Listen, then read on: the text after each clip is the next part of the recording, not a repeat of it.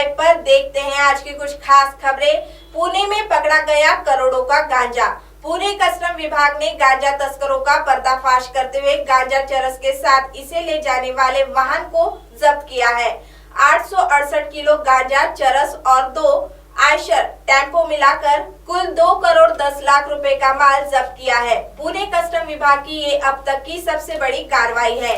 यह गांजा आंध्र प्रदेश से सोलापुर होते हुए पुणे लाया गया था। पुणे से यह माल बाकी के हिस्सों में भेजने की तैयारी थी।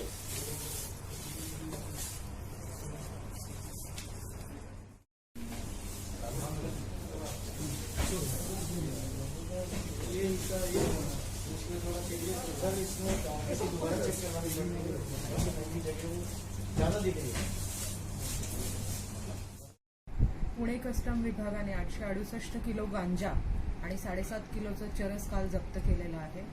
आंध्र प्रदेशातल्या दुर्गम भागातून, जंगलाच्या भागातून हा मुद्देमाल जो आहे तो सोलापूरमधून पुण्यामध्ये येणार होता आणि पुण्यामधून अनेक ठिकाणी वितरित केला जाणार होता। एकूण 2 आयशर ट्रक जप्त केलेले आहेत। 4 व्यक्तींना पुणे कस्टम्सने ताब्यात घेतलेलं आहे। महाराष्ट्राच्या रहिवासी असणाऱ्या या व्यक्ती सोलापूरच्या आसपासच्या परिसरातल्या आहेत आणि या सगळ्यामध्ये एकूण ट्रकच्या किमतीसहित आणि एकूण नार्कोटिक्स ड्रग्सची सुद्धा मुद्देमालाची किंमत लक्षात घेता टोटल जप्तीची कारवाई ही 2.10 करोड एवढ्या किमतीची झालेली आहे।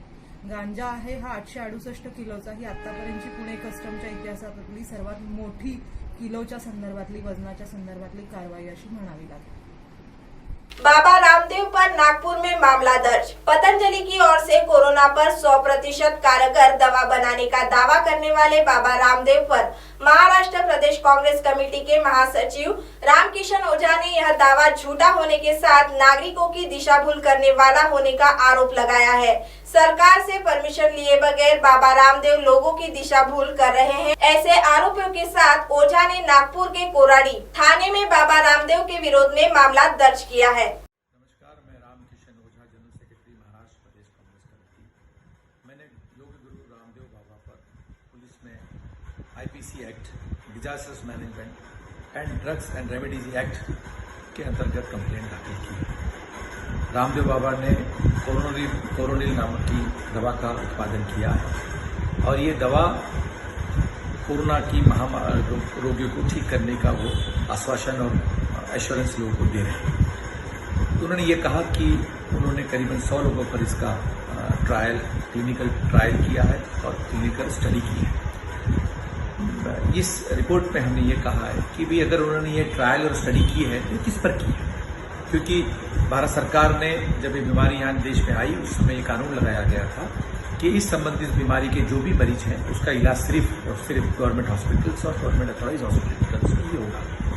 तो हम ये पूछना चाहते हैं सरकार से या उनसे कि उन्होंने ये मरीज कहाँ से उपलब्ध कराए और किस सरकार ने, किस राज्य सरकार ने, किस केंद्र सरकार के किस अस्पताल ने इनको ये मरीज उपलब्ध कराए जिस पर इन्होंने इलाज किया और ये इस विश्वास के साथ 100% मरीजों को ठीक करने का जो आश्वासन इस देश की जनता को दे रहे हैं वो कहाँ से दे रहे हैं।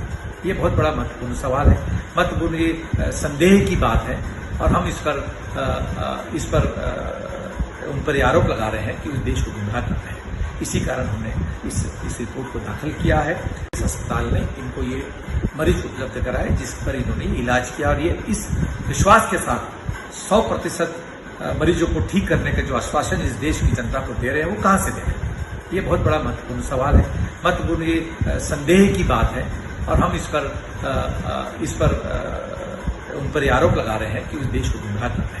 इसी कारण हमने इस रिपोर्ट को दाखिल किया है और हमें चाहते हैं कि इन पर सख्त कार्रवाई हो, क्योंकि जिस समय पूरा विश्व विपदा से लड़ रहा है, इस आपदा से लड़ रहा है, उस समय इस तरह के भ्रामक प्रचार करना, अपने जो उन्होंने उत्पादन किया है उस उत्पादन को जबरदस्ती का प्रचार दिलाना, क्योंकि आज तक रामदेव बाबा जी के बारे में ये मैं स्पष्ट रूप से कहूंगा कि कई ऐसे उन्होंने दावे किए हैं कई बीमारी पर दवाई लाने के, जैसे कि उन्होंने कैंसर की बीमारी के बारे में भरपूर दावा किया है कि इस देश से मैं कैंसर हटा दूंगा, लेकिन आज तक कैंसर के मरीज उन्होंने ठीक किया ऐसा कहीं देखने में नहीं आया है। तो इसी कड़ी में उन्होंने इस तरह का ये आयोजन किया है, इसमें सख्त इन पर कार्रवाई की जाए। इतना ही मैं इस रिपोर्ट के माध्यम से कहना चाहता हूं और मैं हमारे राज्य के मंत्री गृह मंत्री, उनको मैं उनका अभिवादन करता हूं। उनको उनके इस जो उन्होंने आदेश आज दिया है कि महाराष्ट्र राज्य में उनकी दवाई का उन्होंने प्रतिबंध लगाया है, मैं धन्यवाद देता हूं और उनका अभिनंदन करता हूं कि ऐसे लोगों को रोक लगानी है तो इस तरह के सख्त से सख्त आदेश देना निहायत ही जरूरी है। धन्यवाद।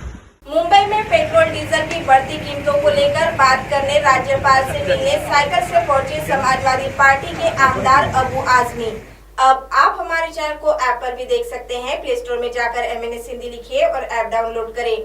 साथ ही साथ आप हमारे फेसबुक पेज को भी लाइक कर सकते हैं और उन पर भी खबरें देख सकते हैं। लिंक ट्विटर, हाइक और इंस्टाग्राम पर भी आप हमारी खबरें देख सकते हैं। आप हमारे चैनल को यूट्यूब पर भी देख सकते हैं और इसे यूट्यूब पर सब्सक्राइब करना बिल्कुल भी ना भूलें। फिलहाल वक्त तो चला एक ब्रेक का।